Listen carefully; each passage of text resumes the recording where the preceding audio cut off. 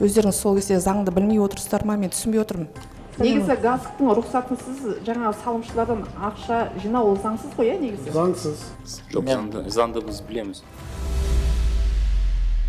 Бүгінгі күнге тұрғын үй құрылысы 70% бітпеген жағдайда салымшылардан қаражат жинау мүмкін бе? Жинау мүмкін, тек қана... Мүмкін бе? Мүмкін. 75% У нас есть... бітпесе, яғни салымшылардан қаражат жинау мүмкін, е? Сіздің айтуыңызша. Бұл қаншалықты заңды? Мадина ханым, уақыт. Қаншалықты заңды нақты жауап берсеңіз? Бұл заңды болғанда тек қана КЖК Қазақстандық тұрғын үй компаниясының гарантия болған жағдайда бұл заңды болады. Жақсы, мен нақтылап кетейін, енді осы тұрғын үй саласымен осы салаға жауапты кісілер ғой. Мысалға айта кетсек, осы жақында Астана қаласының әкімі Жеңіс Қасымбек 75% салымшылардан ақша жинаған, ол заңсыз, ол заңда ол көрсетілген деген, бітпеген жағдайда салымшылардан ақша жинауға болмайды. Негізі газдықтың рұқсатынсыз жаңағы салымшылардан ақша жинау ол заңсыз қой, негізі? Заңсыз. Сіз қазір түсінбей отырмын, сол үшін осындай нақтылау сұрағым қойып отырмын. Сіз болсаңыз салымшылардан ақша жинауға болады дейсіз. Сол кезде ол кісі қай заңға қарап отыр, сіздер қай заңға қарап отырсыздар? Мысалы, бүгінгі күнге осындай жаңағы біздегі депутат, қалалық маслихат депутаты Муслимнің жаңағы құрылыс жүргізіп жатқан екі комплексі 75% бітпей жатып, 100% салымшылардан ақшаны жинап алған. Оған соттың үкімі шыққан, заңсыз деп. Ал сіздер қазір заңды деп отырсыздар. Өздеріңіз сол кезде заңды білмей отырсыздар ма? Мен түсінбей отырмын. Жоқ, заңды біз білеміз. Бізде закон о долевом участии деген заң бар. Сол заңға сәйкес құрылыс бастаған кезде, құрылыс аяқталмаған жағдайда ақшаны салымшылардан алуға болады. Бірақ тек қана КЖК-ның гарантиясы болу керек бірінші. КЖК-ның гарантиясы жоқ. Гарантия жоқ болса, акиматтың рұқсат болмаса... Акиматтың да рұқсат қағазы жоқ. Онда заңсыз. Біз мынау Қазақ Голд мекемесінің мәселесі бойынша келіп отырмыз. Алдында сіздерді осы... Қазақ Голд мекемесі бойынша біздің тарапымыздан согласно пункта 2 статьи 31 Закона Республики Казахстан о жилищных отношениях, заказчик, застройщик многоквартирного жилого дома обязан в течение 6 месяцев обеспечить передачу наружных инженерных сетей и сооружений многоквартирного жилого дома в коммунальную собственность согласно проектно-сметной документации этого. Есть такое законодательное, нормативный акт такой есть. Енді Қазақ Голдқа келетін болсақ, 24 желтоқсан күні 2024 жылы соттың шешімі бар. Осы соттың шешіміне сәйкес біз техусловия бердік. Соттың шешімінде нақты соттың шешімінде не деп жазылып тұр, айтып соттың шешімінде Судом признаны сети бесхозными и переданы в коммунальную собственность. Это когда было судебное решение? Вступило в силу 27 января 2025 года. Решение 24 декабря 2024 года. Ну, после чего же они тоже подали же на вас в суд? Да. Еще же решения нет. Они подали апелляцию. Я хотел бы отметить, что мы выдавали тех условия согласно решению суда о признании сетей бесхозными. На сегодняшний день они подали апелляцию, насколько мне известно. Ну и если по решениям, если апелляция получится, отклонит решение суда, мы просто отзовем тех условий и все, да. Судья опять? Да, признавать, да.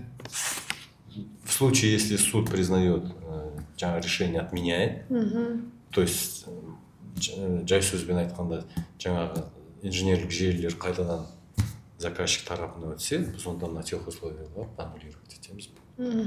Енді қазір енді нақты бұл кісілер апелляция беріп жатыр. Біз қазір тоқтатып қойдық. Апелляция кезінде ешкімге біз қазір тех условия беріп отырмыз. тепло беріп жатқан жоқсыздар. жоқ тех условия беріп Тех жатыр. условия беріп жатқан өйткені жоқсыздар. апелляция жүріп жатыр, бізге хат келді, біз ресми түрде хат келгеннен кейін біз уже А сіздер қалай доказали, что оно является бесхозным? А есть же решение суда. Нет, вы на суд как доказали? Ну, понятно, решение суда. Вот суд первая решил. строчка жазылып что Сіз можете? 6 айдың ішінде Я поясню. Кадр, да. кадр Могу сказать. пояснить, да. Ага. Мы были как третьи лица. То есть нас приглашали.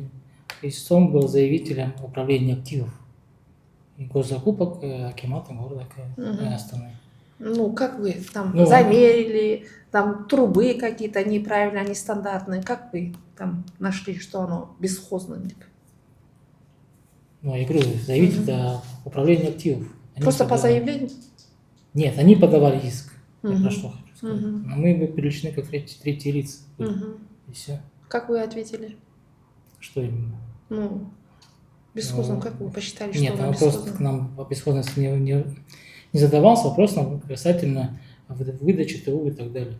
Все. Именно что конкретику можете обосновать? Конкретно айтыңызшы, чтобы нам всем понятно было простыми словами. Выдавались тех условия на эти объекты. Все, в принципе, вся информация была у управления активов. То есть они были заявителями данного иска. Мгм. Ну, как третье лицо сіздер именно қандай решение шешім бердіңіздер? Ну, нам такие вопросы не задавали, я говорю, что нам касательно только вот выдачи Ну, тех в суде условий и вы так как далее. выступили, как сказали, что сказали, чтобы Ну, там доказать, что были конкретные оно вопросы. является Нет. бесхозным? Мы же не ответчиками были. Мы Мгм. давали пояснения по некоторым техническим Ну, вопросам. пояснения, Все, да. пояснения. Только и все. Мгм. Ну, пояснили как? ну, Так. протяженность, допустим, сколько метров составляет трасса. Мгм. Мы могли только техническую сторону вопроса Показать, озвучить да. там. Қанша метр трассаның ұзындығы, Мгм. диаметрі, Мгм. құбырдың. Мгм. Ал уже жаңағы шешімдерді біз оған. Жоқ, құбырда соответствует, не соответствует деп сіздер айттыңыздар ма? Оно У соответствует. меня не было на суде, к сожалению. Соответствует чему? Ну, трубы вообще, ну, вы же говорите, Нет, что оно... подождите. Там Решение же суда объект введен сказали, в что эксплуатацию, бесхозным. правильно? Мгм. Поэтому Бесхозно, ты как можно? Они 600 миллионов потратили Вот на смотрите, эту я трубу, объясню, чтобы смотрите. провести его, чтобы Есть дать тепло. Сейчас, закон о можно жиле- я вопрос Давайте, задам, хорошо. потом вы ответите? 600 миллионов потратили со Мгм. своего кармана. Теплотрасса провели. Потом хотели рядом соседи подключиться, после чего они стали возмущаться. Точно не могу сказать. У нас много ЖК подключаются. Мне нужно подготовиться. Я не знал вообще тему сегодняшней беседы. Мгм. Білген жоқпын, қазір ғана білдім. Вы по какому решению суда дали? Инграсстрой выдали те условия согласно вот этого решения суда. Дали. Дали. Инграсстрой тех условия. Разрешение. Тех условия дали на подключение, да, разрешение. Мгм. Ну, у них документы, все, если есть решение суда, мы Ну, согласны. вы же еще не забрали, как вы чужую собственность даете А другому? есть же решение суда, вот же. Ну, они же апелляцию подают же. Вы Ну, же нет, говорите еще Когда-то сейчас, не было вопроса когда об- апелляция болғанда, вы апелляция приостановили, вы не была- даете апелляция была разрешение. позже подана. Чем Вы же Апелляция- сами, вы Да, же но казалось, апелляция сайт была вот позже. Мы же Можно- хотим можно объяснить, что пояснить? апелляция была позже подана, чем в тех условиях. Жоқ, вы сейчас же сами же пояснили, когда я вопрос задала именно. Сіз айттыңыздар на решение судадан кейін, когда они апелляцию, мы никому сейчас тепло Когда не даем. апелляцию блин. подали, содан кейін. если После, да, как подано, мы уже после этого никому не выдаем. А до был промежуток, который было действующее решение суда, поэтому выдавали. Апелляция же Пояснить только можно? в марте, Да, по-моему, да, да. зашла. Да, Да. Ага. давайте изначально. Имеется решение суда, где истцом, да? Истцом было управление активов. Они собирали данные касательно теплотрассы, которые являются бесхозяйными. Вышло решение суда от 24 декабря 2024 года о признании данных теплотрасс бесхозяйными и переданы в коммунальную собственность города. Это решение суда вступило в силу 27 января 2025 года.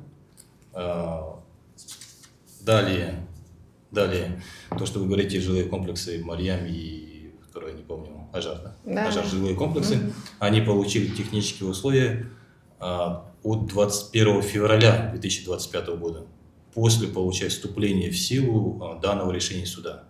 Касательно вот апелляция подана была уже после этого, в да? марте. После этого была подана, в марте месяце, получается, подана апелляция. Соответственно, в данное время тех условия в том районе не выдаются, так как подана апелляция. Но на момент действия решения суда и отсутствия апелляции к этому решению суда были выданы технические условия. Технические условия были, данный перечень был предоставлен адвокату Улугбекову данного застройщика. Недавно был адвокатский запрос. Все данные были предоставлены. Жеңіс Қасымбек ол кісі де мойындап отыр. негізі газктың рұқсатынсыз жаңағы салымшылардан ақша жинау ол заңсыз ғой, иә, негізі? Заңсыз. Прокурор оны айтты, соттың шешімі шыққан. Қалай заңсыз салынған үйде сіздер теплотрассаны қосуға бересіздер? Заңсыз үй заңсыз, жер заңсыз, салымшылардан заңсыз ақша жинады. Қалай сіздер подключение бересіздер, мен соны түсінбеймін. Вы же знаете, что это незаконно, ол кісінің бүткіл дома незаконно. Мәслихат депутаттың интересін лоббировать етіп жатсыздар ма? Технические условия были выданы на основании решения суда раз и решения коалиционного совета 2, а также были предоставлены правоустанавливающие документы на данные участки. Қалай сіздер ол неге теплоны қосасыздар? Незаконно у нас такого нет. Қалай нету? Сам прокурор кеше біз осы жақында Есіл ауданының халықпен кездесуде, Жеңіс Қасымбектің кездесуінде осы сұрақты қойдық. Прокурордың өзі орнына тұрып, газ басшысының өзі тұрып, бұл жерде соттың шешімі бар, заңсыз салынып жатқаны, 75% үй салынбай тұрып, салымшылардан заңсыз ақша жинағаны, ол үй сүріледі деді. Бұл мәселені білеміз. Мадина ханымға мен жауап бердім. Біз қолымыздан келген құқықтық жағдайды қолдандық және қазір сот шешімін сотқа бердік, сот шешімі шықты. Соны күтіп отырмыз, іске ары қарай жалғастыру. Соттың шешімі қандай? Соттың шешімі ол ғимаратты бұзу. При нашей координации эта работа была и будет вестись. Решение, когда в законную силу вступит, госорганы... Я так понимаю, когда мы в суд подавали, вы же поддержку оказывали, решение суда с учетом позиции прокуратуры. Да. Поэтому решение суда есть, поэтому по сносу будет работать. Жердің заңсыз алынғаны. А сіздер аласыздар да, соттың шешімі бар деп, аласыздар да теплотрассаға қосыласыздар. Сіздер өздеріңіз заңсыздыққа барып тұрсыздар ғой қазір уақытта. Документы поднимись. Хорошо. Бұл проблеманы қалай шешесіздер енді? Вы сами сейчас, получается, заңсыз подключили. У вас все незаконно сейчас. У него незаконно, у муслима, получается, у депутата. У вас незаконно сейчас. Сіздер сыбайластыққа барып тұрсыздар. Мен түсінбей тұрмын. Не подключишь. Как? Вы же не имеете права подключить незаконно домға? Вы имеете право подключить вообще незаконно домға? Застройщика? Ответьте, пожалуйста, на этот вопрос. Тех условия выданы, они должны сделать проектные работы. Проектные земляные работы. Нет, у них никаких документов. Сейчас пока тех условий не выдано. Оларда документ жоқ қой даже. Жер, даже үйдің салып отырған жері незаконно у них. Это же подтверждается документом, мы об этом все, публикацияда бар. Акиматтан уже спросили же. Они предоставили свои правоустанавливающие документы на участок. Какие документы предоставили? Вы можете мне сейчас предоставить, если у вас все есть, если законные документы? Покажите, пожалуйста. Теплотрасс, вы можете осилить такую сумму, если она считается бесхозным, можете новую туда поставить. Ну, соның бәрін жасайсыздар ма сіздер? Если труба действительно соответствует бесхозным. За свой счет, а вот Нет. ваша теплотрасса соны жасайды ма негізі?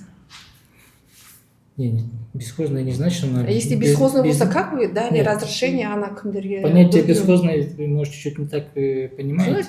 Бесхозный Это значит, что она ни с кем не эксплуатируется и так далее, не обслуживается. Вот это их заявка, да? Это у нас Касамия. Это же Мариам Легал. Я не знаю, как Мариам. Вот Инград. Инград. Вот Ага, Инград. да.